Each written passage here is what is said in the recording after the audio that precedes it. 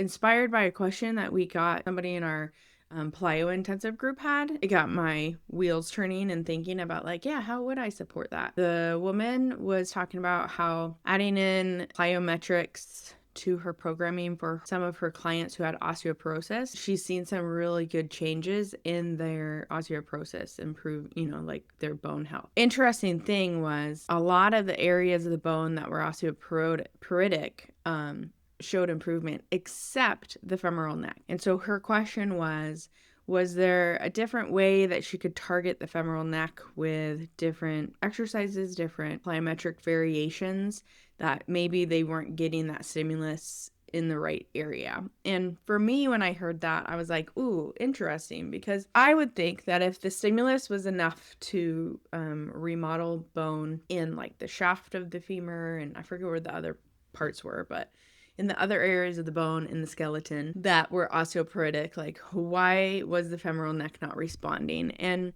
I mean, it could be a vector issue, it could be a loading issue, but my thought process is if the loading was enough to remodel bone in other places, like what else could be the issue for a lack of remodel in that area? And it made me think about some of the athletes that I've worked with, the people that I've worked with that have had fracture healing problems, like non-union fractures, or they had some sort of fracture where the doctor had to go in and do a internal fixation with, plates, screws, etc. And they're trying to get those out, but the bone was not healing properly. And what often comes up in those cases is a diminished blood flow to the bone that is healing.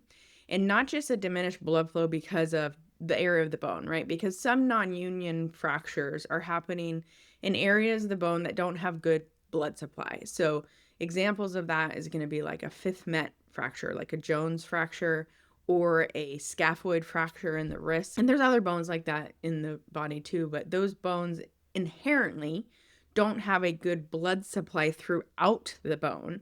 And so then when you fracture in those areas, you have to have internal fixation to keep the bone together because the healing is so delayed from a lack of blood flow. But then there's been just incidences in other areas of the body that people have broken their bone or had a stress fracture, and is just taking longer than the doctor would like to see a callus forming and like bone remodeling. And I'll see this often when people are like, they have the massive fracture, they get the internal hardware to fixate it as they're healing, and the doctor told them that they eventually could get the hardware removed, but like the bone's not showing that it's ready for that yet. And so they're like so frustrated because oftentimes the body does not like that hardware in it and it's painful, and so they really want to get that hardware out, but bone hasn't healed yet, so the doctor keeps pushing it back. And so I've seen them and been able to improve blood flow to the area,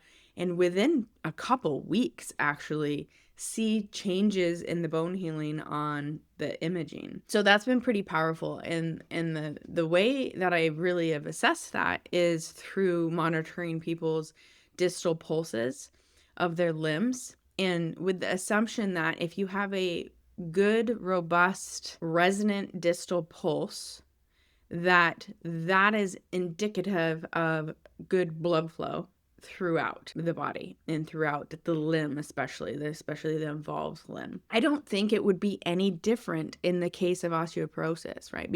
We need blood flow to the area to help with the remodeling of the bone. When it's limited, it's going to be very challenging no matter what stimulus you place on the bone to create that bone growth stimulus. So what I did for the group, I gave them my thoughts on like, this is what I think. I think it's a blood flow issue. And also there's so many areas that around the hip joint and around the pelvis that arteries and nerves get entrapped, that I'm like, I would bet money. I'm not a gambler, but I put money on the fact that there's some sort of neurovascular entrapment going on that is decrease in blood flow to the neck of that person's femur.